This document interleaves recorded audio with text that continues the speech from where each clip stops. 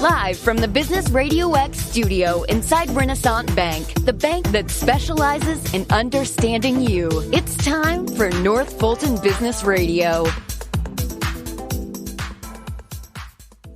And hello again, everyone. Welcome to another edition of North Fulton Business Radio. I'm John Ray, and we are coming to you from our virtual studio, if you will. We're not back in our home inside Renaissance Bank on Windward Parkway in Alpharetta, but we're looking forward to that day.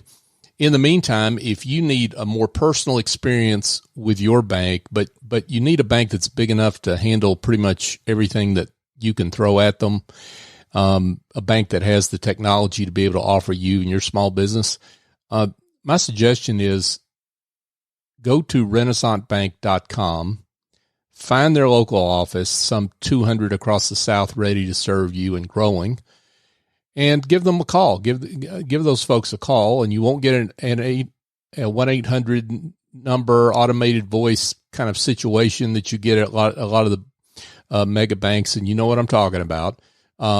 You'll get a live person that actually wants to talk to you and invite you into the office and to have a conversation. I think you'll find that personal experience, personal touch, and the business acumen that you'll need for your business. I have found that in my dealings with Renaissance. Renaissance Bank, understanding you, member FDIC. And now I want to welcome Maria Forbes. And Maria is the owner, CEO, and I love this title, Chief Engagement Officer of Firepower Business Catalyst. Maria, welcome. Thank you, John. Great to be here. Yeah, great to have you. So tell us a little bit about you and Firepower Business Catalyst. How are you serving folks out there? Well, we're serving over about 25 years now. It's hard to believe it's been that long, but we really have had a mission to serve entrepreneurial leaders of professional services business. So these are owners in the lower middle market with a real purposeful vision for how they want to help the world. And they've spent many years investing their time and their energy and their wisdom to grow their business. And they've relied primarily on their own talents and strengths to serve their clients and their employees. But then they get to a place where they're enjoying success and it's sort of a pivotal point where they realize they can't take their business to the next level alone. And that's where my mission was born for Firepower. It's really to be that strategic partner to my clients and walk the journey together toward achieving their growth goals, primarily bridging the gap between financial capital and human capital, because they both have to be in very good health to fuel ongoing business growth and continuity. So while my focus is on attraction, retention, alignment of unique contributor teams as part of a growth plan, this strategy is really foreign to most small business leaders.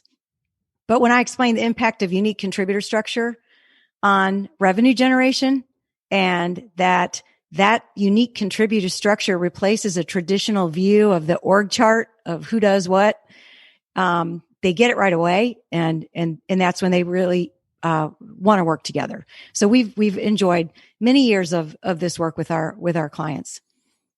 That latter part sounds fascinating, and I want to get to that. But let's talk about professional services providers in general and really the mindset, because you really got individuals who are, they start out as solopreneurs and they're kind of used to that environment, and they start to grow and they think they want to scale, and that means team. And how do they make that shift mentally? Because that can be hard, and that's where you come in. We typically are working with people that have already attempted the shift and made mistakes. And until they make those mistakes in scaling, they don't really understand why strategic workforce planning is even a thing. Why do they even need my help? Why do they need to understand a lot of the things that we bring to them that corporate America enjoys and small business doesn't? And so when we talk to them, they're scaling up and they've already made mistakes, and they're saying, I can't do this anymore. I'm hiring wrong. I'm not retaining my people. I don't know who I need next to take my business to the next level. So they understand that they can't do it alone, and they understand that they've already made some mistakes. And that's really important. We typically don't work with startup companies because they haven't made those mistakes yet. So they don't really understand how impactful those mistakes can be and how difficult it is for everybody to hire right, to get the right people surrounding them. You're looking for folks that have been through the pain, and Yes. that makes sense to me. Now, so what you mentioned mistakes in hiring. What do those look like? Is it just hiring for function versus long-term health of the organization? Dig into that a little more. When the most typical hiring mistakes that leaders make is that they're hiring because they have a tactical need. They have something that needs to happen. There's a gap in, say, I need bookkeeping, or I need someone in business development. I need, in the case of my clients, they're heavily weighted in financial services, not exclusively to financial services, but we have a lot of financial services clients that we enjoy working with. Typically RIA firms. And these are wise people, very intelligent people, great at what they do, but they have no idea that a job description has to be written a certain way and has to be designed a certain way for them to really attract the right people and develop them in the right direction. So there's really that defining place of who do you need and why that we help to discern. Okay, so let's talk about why job descriptions don't work. What do I need to do to improve my job description? We like to think of job descriptions as role descriptions. So typically what you find out there, and it's funny, yesterday I just received two job descriptions, a job description from two different clients, one at the executive level, one at a mid-level position. And neither of them really explained what that person would be responsible for beyond a day-to-day task. And that is very important for us to understand. It's kind of like in corporate America, you'll hear terms like career pathing. And career paths are really very important at the small business level as well. And we build it into the initial stage of hiring, because if we understand the bigger picture of where we need this position to make a contribution, then we can sharpen our focus on who we get, what candidates we need to attract in the first phase of that role. So we look at the role as a contributor role, and you'll hear me say that a lot because I think that job descriptions and staff, you'll hear me talk about language because those are things that really derail the best direction a leader can take in forming a top talent team, a high performing team.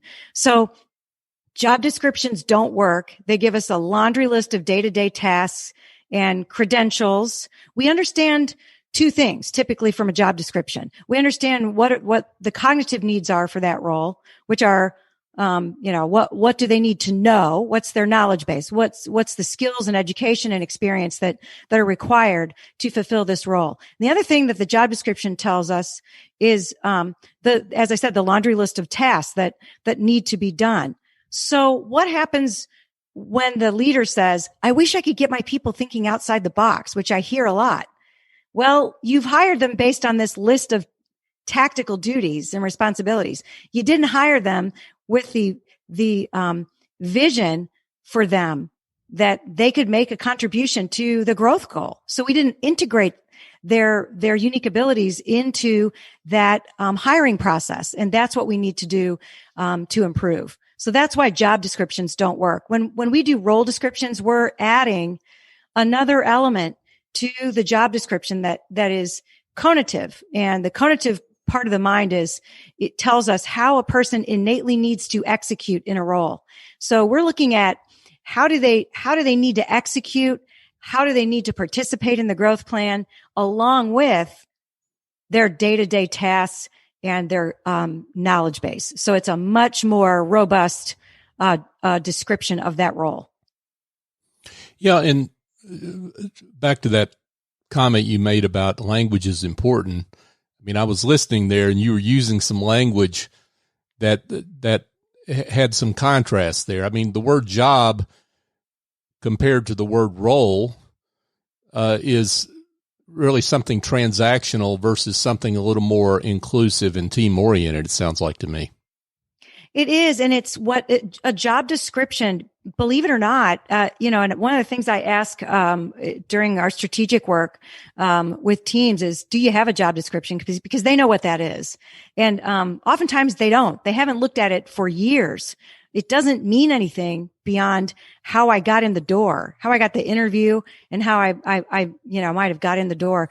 But what the role description is something much different. And while it serves the hiring process, it also serves the longer term relationship. This may be a dumb question, but I'm pretty good at asking dumb questions. How do you define team? And what I mean by that is a lot of people use that word loosely to define what in their mind is really what they treat as a collection of individuals. But you see that word a little differently.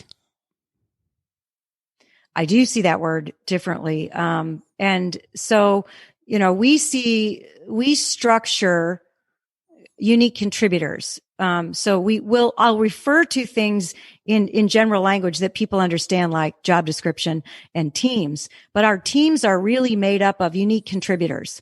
And we do that so that we can appeal to the depth of what a person really wants to do in their job. And so this sort of unique contributor structure frees the workforce to participate in growth because they know where they fit. And they know where they can lend value in achieving a shared business vision. So that purposeful vision that I talked about that used to belong to the owner now belongs to the entire workforce. So the team is the unique contributor workforce. It's a structure that it maintains that entrepreneurial mindset across the individuals. Folks, we're chatting with Maria Forbes. Maria is the owner, CEO of Firepower Business Catalyst. Maria, you've got some thoughts about, speaking of an entrepreneurial mindset, you've got thoughts around framework versus programs. Say more on that. That's really a clarity of who we're serving. The framework versus programs is something that I bring to the entrepreneurial clients. These are leaders that they don't have a real tolerance for plugging people into a program that they can't sustain. I should make the distinction between corporate America and the lower middle market. And corporate America enjoys a lot of wonderful HR through their HR leaders programs that help you to develop your career path in the organization. Small business is running hard, running fast, usually dependent on, the owner and partners, and they don't have the bandwidth to sit back and say, okay, what kind of program can I get my people to participate in, especially because they're not going to do it themselves. So whatever's going on has to start with the owners. And it's usually more of a framework. A framework says, this is how we're going to structure our collaborations. This is how we're going to structure the way we function as a group of unique contributors, a team, a collaborative team. And we have different types of teams. We have teams that are collaborative, truly collaborative, like think of a basketball team where they really need each other to get down the court and get that ball into the basketball hoop, right? They've got to make that shot and they depend on each other. And then we have other teams that are more independent, like for example, a swim team whose running their own race, but they're part of a team. And then we have teams that are really hybrid, where there's parts of things they do alone and of their work. And then there are parts of the effort toward growth that they come together on and really collaborate. So we have to dissect that a little bit and put that into a framework that is understood by everybody. It's not a program. It's a structure where they can all interact in a way that's somewhat unique to them as a workforce, and that will serve them through all phases of the business life cycle. So you work with companies that have made some mistakes. Maybe they've got the wrong people in wrong roles. However, those mistakes have been manifested, and you come in and diagnose that. So how do you prescribe and then counsel your clients on making those changes? Because that must be a source of pain and pause that a lot of business owners have, because pain avoidance is something we all have as business owners, right?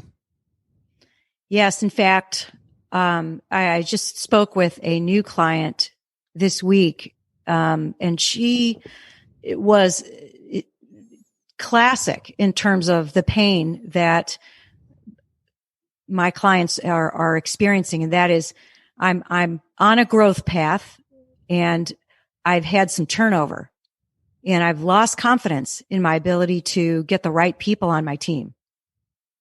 And that doesn't happen. I don't fix that in a vacuum of saying, okay, let's get you the right hiring criteria and develop onboarding, which is something I'm very passionate about.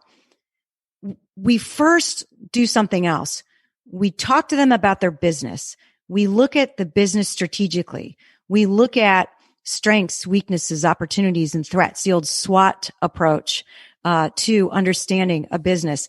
And we take a deep dive into who they are and what they've built, so that we understand what they need and why they need it, and have a very good idea of who they need as well.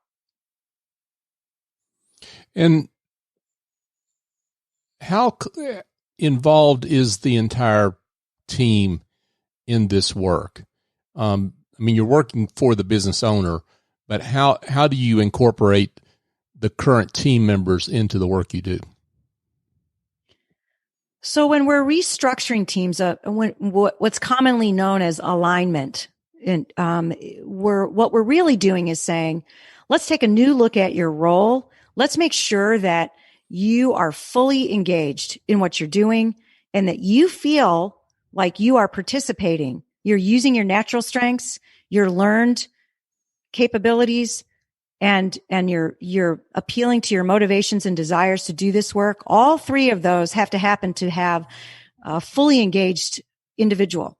And so we'll come back and look at that against the role description. We'll enhance the role description, and we'll get their input as we're doing that, so that, because this is really about them. This is really about each and every individual on the team across the organization, from administration to business development. At every level, we understand that there's an impact on the client relationship, and there's an impact on the ability to continue to grow. And so we're going to need their input along the way. So it's very much a collaboration, if you will. Not initially though. Initially, we're working with owners and partners to really take a deep dive in understanding what's there. And then we're start to build that foundation where we involve the team in understanding the roles and where we need to realign them and re-engage individuals.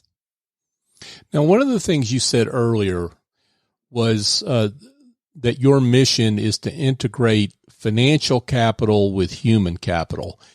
Explain what you mean by that. Well, so often I'm part of the early, mid, and late stage part of succession. So when my clients are ready to, they sort of hit that point, usually about 5 years out, they're saying, I just feel like I've done everything I want to do here internally, and I'd rather mentor my business than run it. And so when we get to that point, we have to understand that that transition is very important personally. And, it's a different journey it's a change, a mindset change, an emotional change, and a real change for those owners. And so we're going to walk that journey with them and make sure that they are able to, achieve their goals, even if that means that others will be leading the company.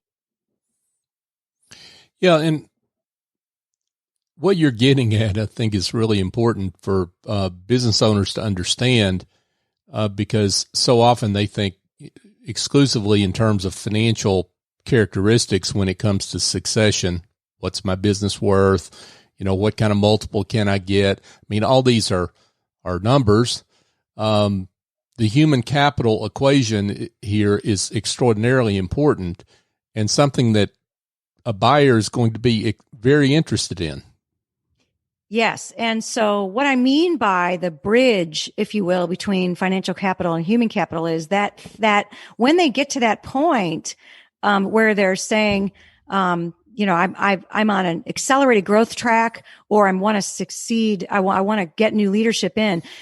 Most people are looking at exactly what you said. Maybe I want to transfer my business to someone, internally or externally. But either way, they're always looking at multiples. They're looking at generally the financial health of that company.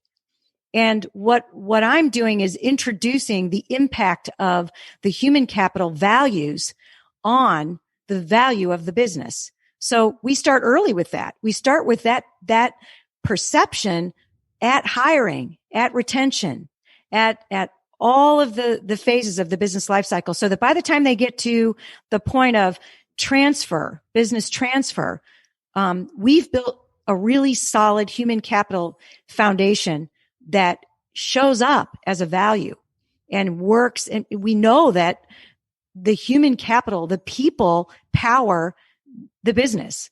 So we have to have good financial health. We've got to have good operations, good process, good marketing. All of the very important facets of the business have to be healthy, but the people are powering that.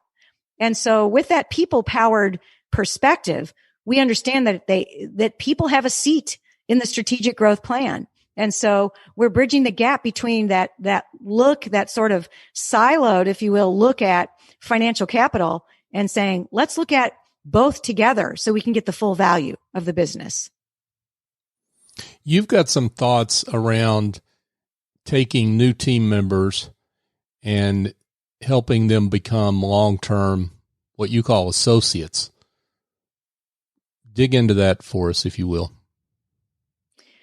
Yeah. To become a long-term associate, to become a long-term contributor of a company, we have to understand that engagement planning is a key initiative. We have to understand that has to be, from onboarding to engagement, has to be planned. It has to be intentional. It has to be tracked. So before, we have to understand that, these are people. And the interesting thing is, if I had a nickel for every story I hear about people walking into an office and they have no desk or they don't even know where they're sitting, and there's no place for them on day one, I'd be a billionaire. I hear this every day. And instead of having a workspace where they're welcome into the company, they're walking in and nobody knows what they're supposed to do on day one. And that goes from, these are corporate stories to small business stories. It just doesn't matter. It's happening all over the place. And part of my mission is to solve that problem, because what we know is, and the data continues to reveal, that people are going to leave your company within the first 45 days if there's no plan. They're already 1 foot out the door if they walk in and they don't even know where they're sitting. They don't have a laptop or a desktop, or, nobody really, they're busy. Everybody's busy and doesn't really know what that person is supposed to do. So, we work very hard on onboarding plans to ensure that we're developing from day one the long-term association, that client is really desiring, so that we can eliminate turnover, or eliminate, the chronic issues around keeping people, retaining people. And, they spend a lot of time and money building their teams and creating top performing teams. And then it's very costly when they lose someone. So, we work on onboarding plans, and that's something that small business doesn't typically enjoy. They don't typically have that. So we're bringing that tool to our clients. And that's really a rundown of who is the company, a cultural description, a vision, a mission, who's on the team, even down to policies on dress code, arrival times, team meetings, and much, much more to help those new associates understand exactly who they're working with. And then, of course, alongside of that is a full role map of what the expectations are for success in their role that they've just accepted. So I would love it. And of course, you don't have to use a name, but I would love it, Maria, if you could talk maybe about a success story that you're particularly proud of in terms of a client that you've worked with and what that outcome has been. On the long-term association, I could tell you stories all day long, but one that was really fun recently was that we took an existing team. These are people that have been together for 20 plus years, and they were just running stale. The owner was saying, I'm now 3 years into my succession plan, and I'm not seeing a lot of change in the contribution level of my core team. So we went in and started looking at how they were working together, what they were feeling at the time in terms of their contributions. Have they fallen flat in their ability to contribute? Are they still free to contribute? Are there constraints that they're experiencing? Is there strain and tension somewhere, with who they work with, or the expectations around meeting the company growth goal? And what was really great about that was we did a language change. We changed their titles. We didn't change their role. We changed how they referred to their role. And we put it on we updated their signatures, their email signatures. We updated what they were saying to clients. And all of a sudden, their posture was different. They came into the office dressed differently. Their energy level was through the roof. And we had this tangible change in how people behaved. And they couldn't wait to start talking with clients every day. It was a simple thing. And it's one of the things that we do on a quarterly basis to catch these things as they're coming along, because when we change an onboarding plan at the time of hiring, then transitions pretty quickly at 90 days. So we do a 90-day action plan in that onboarding plan. And after that 90 days, it becomes an engagement plan. And we look at that every quarter with every employee. And we make sure that they're still working on according to their strengths, that their role is making sense, that if something has changed, we understand what it is and why.